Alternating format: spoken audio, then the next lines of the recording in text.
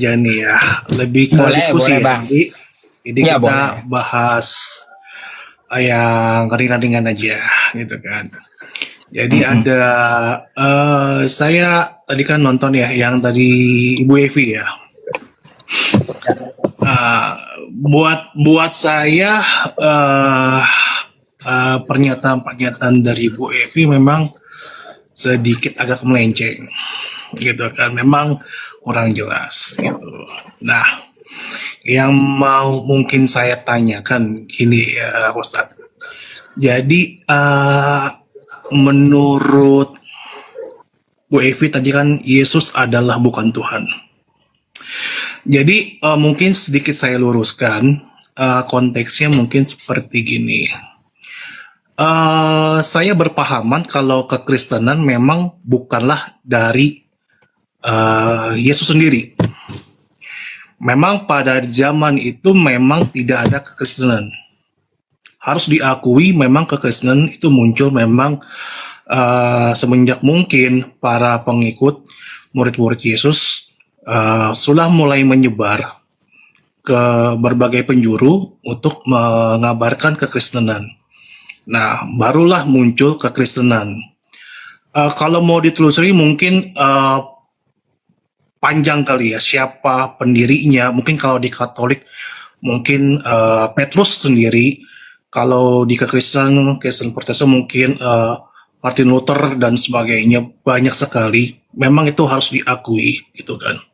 Dan bukan hanya di Kristen saja, mungkin di Islam juga banyak.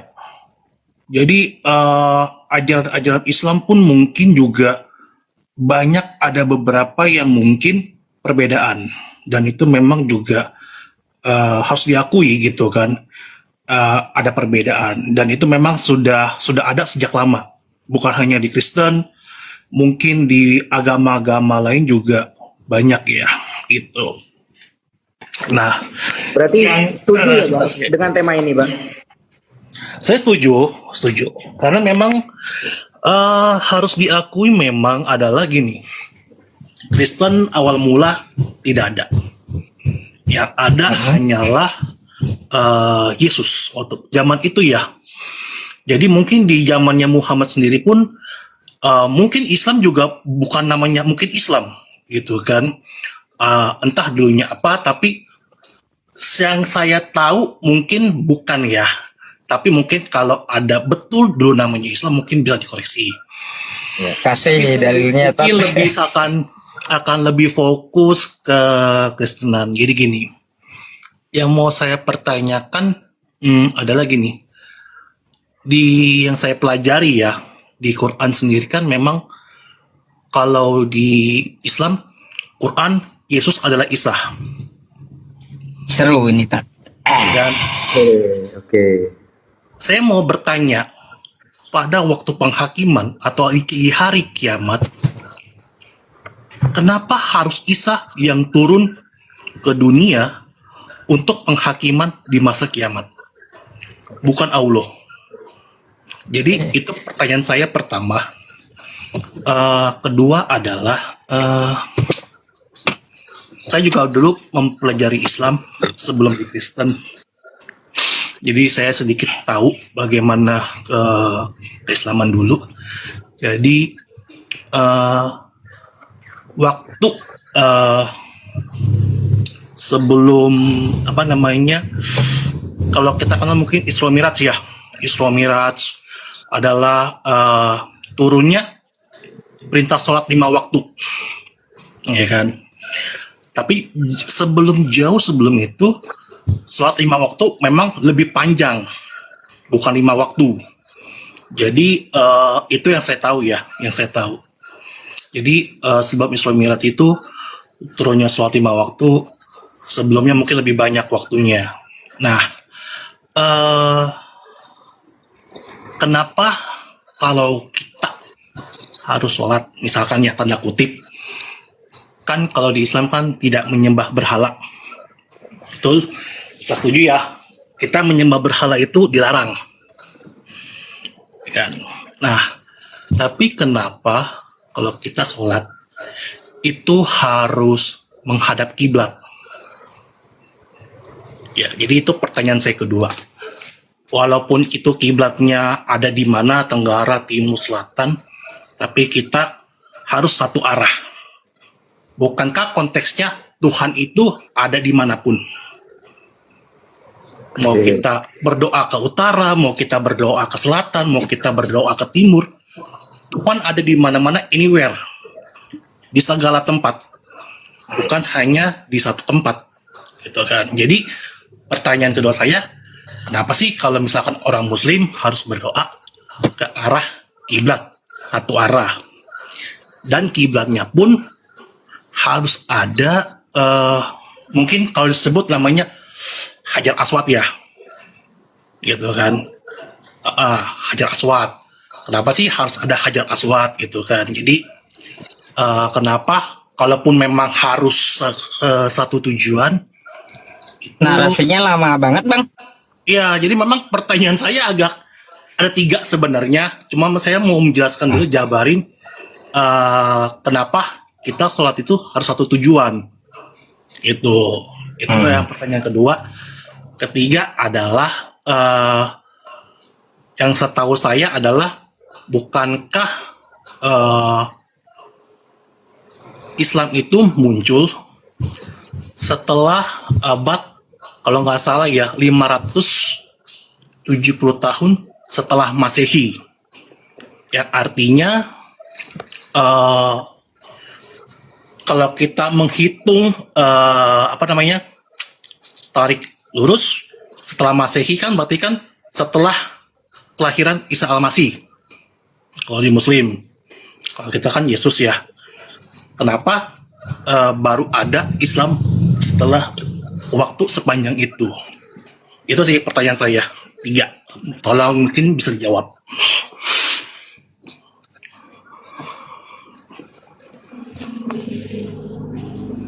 Antum tak.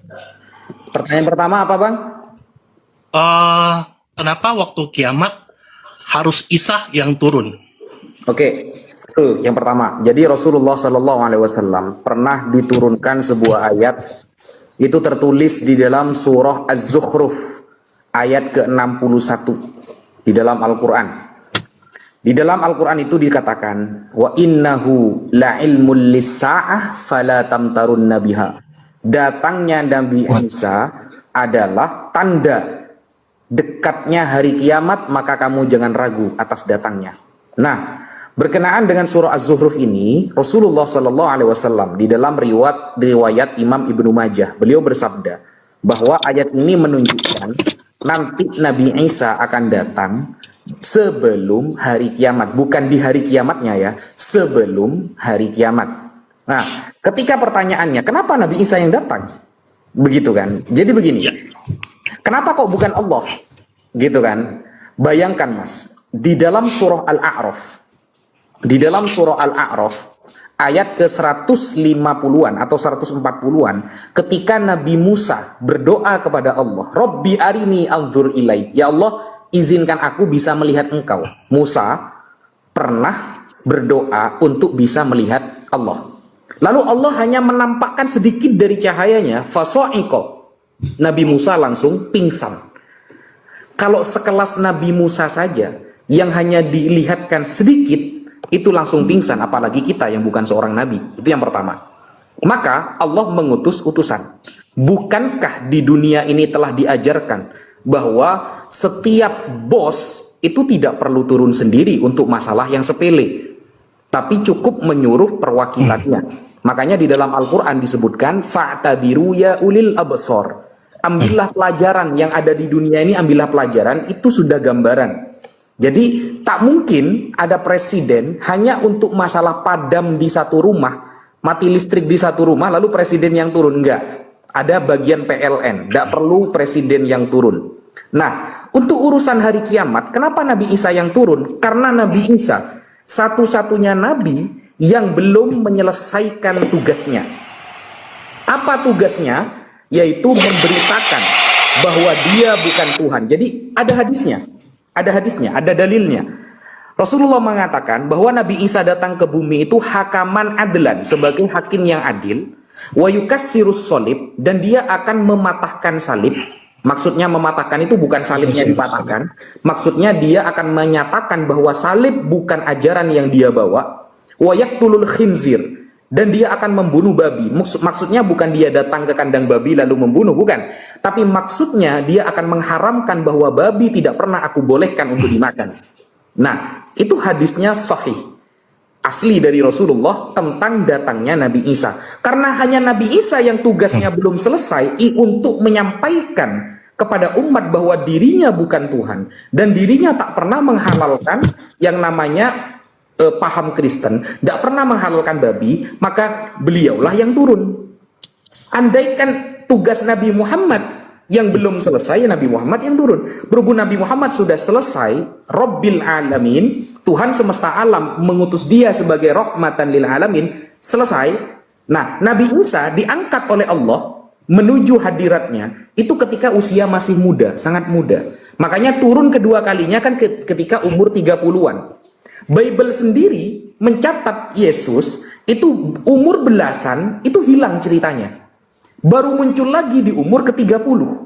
Nah, kan seperti itu di Bible. Baru muncul lagi tercatat di umur ke-30. Nah, karena Nabi Isa yang belum selesai tugasnya, maka Nabi Isa yang ditugaskan oleh Allah yang turun di akhir zaman. Nah, kemudian pertanyaan kedua. Kenapa kita kalau sholat itu harus menghadap satu kiblat? Nah, para ulama ini jauh ratusan tahun yang lalu sudah menjawab. Kenapa sih? Padahal ada ayat fa'aina ma tuwallu fathamma wajhullah. Dimanapun kamu menghadap, disitulah kiblat Allah. Itu ada ayatnya. Tapi perlu diketahui, Mas, Tuhan kita berbeda dengan teman-teman Kristen. Tuhan kita itu nggak bertempat. Kalau di teman-teman Kristen kan nyata tuh tertulis Bapak di sorga, ada tempatnya. Nah, Tuhan kita sudah ada sebelum segala sesuatu ada. Jadi sorga adalah ciptaannya, maka mustahil Tuhan menetap di sorga. Berarti sorga seolah-olah lebih luas daripada Tuhan. Padahal Tuhan itu akbar, yang maha besar. Tidak ada yang lebih besar daripada Tuhan. Nah, kalau di teman-teman Kristen kan tercatat berkali-kali Yesus mengatakan dia sang Bapa di sorga. Sedangkan Tuhan kita nggak bertempat. Karena Tuhan kita nggak bertempat, maka kita tidak bisa sholat menghadap ke sebuah tempat. Karena tempat yang macam-macam nggak bisa. Nah, tujuannya kenapa dipusatkan ke Ka'bah? Di dalam Al-Quran diterangkan bahwa Rasulullah SAW berdoa kepada Allah. Dulu, kiblat Islam itu bukan Mekah, tetapi Baitul Maqdis, sama dengan orang-orang Yahudi. Nah, ketika sama-sama menghadap Baitul Maqdis bareng dengan orang Yahudi, maka Rasulullah, Nabi Muhammad berdoa, ya Allah, tolong bedakan kiblat saya dengan orang Yahudi. Bedakan kiblat saya dengan orang Yahudi. Samakan kiblat saya seperti kiblat yang pernah disujuti oleh Nabi Ibrahim. Akhirnya apa kata Allah? Allah fawalli wajhaka syatrul masjidil haram. Maka hadapkanlah kiblatmu kepada Masjidil Haram, yaitu Mekah. Jadi kenapa kita kok berkiblat ke Mekah? Karena Rasulullah pernah berdoa, itu tercatat di dalam Quran. Berdoa pengen menghadap ke sana. Nah, kok menghadap ke sana? Maka ini yang menjadi hikmah, Mas. Hikmahnya apa? Anda benar tadi mengatakan bahwa tidak hanya Kristen yang banyak aliran. Di Islam juga banyak aliran. Ada Syiah, ada Wahabi, ada Mu'tazilah, ada Ahlus Sunnah. Ada banyak lah ya. Nah, tetapi dalam hal kiblat mereka satu, Mas. Itu untuk menentukan bahwa Islam berbeda dengan yang lain. Mau aliran apapun, kiblat mereka satu, yaitu Mekah. Mau yang Syiah, kayak mau yang Wahabi, kayak mau yang apapun, Allah ingin menunjukkan dialah sang Tuhannya, maka dialah yang pantas menentukan di mana harus dia disembah. Jadi itu hanya simbol. Mekah itu hanya simbol. Sehingga Allah mengatakan ketika orang Yahudi, ya, ini ada ceritanya. Jadi pertanyaan emas itu pernah diceritakan oleh Allah di Al-Quran. Ketika orang Yahudi mengatakan, sayaqulu sufaha'u minan nas ma wallahum an qiblatihimul lati kanu 'alaiha. Kenapa Muhammad ini kemarin kiblatnya di Baitul Maqdis, kenapa sekarang pindah ke Mekah? Lalu Allah menjawab, qul lillahil masyriq wal maghrib. Katakan wahai Muhammad, timur dan barat milik Allah. Maka terserah Allah mau disatukan kemana umat Islam untuk sholat. Jadi sholat itu bukan menghadap Allah yang notabene-nya di Mekah, bukan. Mekah itu kiblat, bukan Allahnya di sana, bukan. Mekah itu adalah pusat ya untuk umat Islam sujud menghadap ke sana. Dan hebatnya Mekah itu, Mas, hebatnya Mekah itu yang hanya bentuknya kotak ya. Bentuknya kan hanya kotak sebagai kiblat pusat. Nah, itu kalau kita lihat di setiap sudut Ka'bah itu ada namanya. Ada yang namanya sudut Yamani, rukun Yamani. Itu kalau ditarik, titik koordinatnya persis kepada negara Yaman.